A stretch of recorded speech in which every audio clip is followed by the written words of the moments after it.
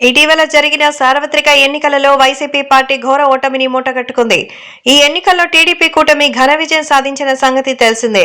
175 assembly స్థానాలకు గాను ఏకంగా 164 ఎమ్మెల్యే సీట్స్ ని కైవసం చేసుకుని చరిత్ర సృష్టించింది. ఈ ఎన్నికల్లో జనసేన అధినేత పవన్ కళ్యాణ్ అసలైన గేమ్ చేంజర్ గా నిలిచారు. పొత్తులో భాగంగా జనసేన పోటీ చేసిన 21 స్థానాల్లోనూ అభ్యర్థులు విజయం సాధించారు. 2019 ఎన్నికల్లో 151 సీట్లలో ఘన విజయం సాధించి అధికారంలోకి వచ్చినటువంటి వైసీపీ తీవ్ర ప్రజాగ్రహానికి లోనే కేవలం 11 సీట్లలో మాత్రమే విజయం సాధించగలిగింది. 2019 ఎన్నికల్లో 22 పార్లమెంటు స్థానాలు గెలుచుకున్న ఆ పార్టీ ఈసారి 4 పార్లమెంటు స్థానాలకు మాత్రమే పరిమితమైంది. ప్రభుత్వ వ్యతిరేకత, ప్రజా ఆగ్రహంతో వైసీపీ కంచు కోటలు కూడా బద్దలయ్యాయి. ఊహించిన రీతిలో వైసీపీ ఓటమి పాలు కావడం ఇప్పుడు ఆ పార్టీ నేతలకు పెద్ద సంకటంగా మారింది.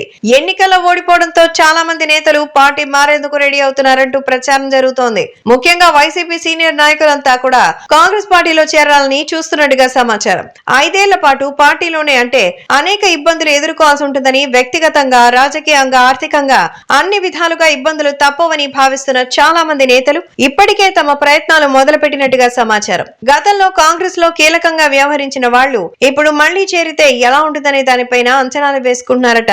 ప్రస్తుతం దేశవ్యాప్తంగా కాంగ్రెస్ కి ఆదరణ పెరుగుతుండడం, ఏపీలో షర్మిల కాంగ్రెస్ తరపున యాక్టివ్ పాలిటిక్స్ చేస్తుండడంతో మెజారిటీ నేతలు ఆ పార్టీలో చేరేందుకు చాలా మంది ఆసక్తి చూపిస్తున్నారు. గతంలో కాంగ్రెస్ నుంచి వచ్చిన సీనియర్ నాయకులు ప్రస్తుతం వైసీపీలో కొనసాగుతుండడంతో మళ్లీ వాళ్లంతా తమకున్న పరిచయాలతో కాంగ్రెస్ అగ్రనాయకులతో సంప్రదింపులు చేస్తూ పార్టీలో చేరేందుకు ఆసక్తి చూపిస్తున్నారు.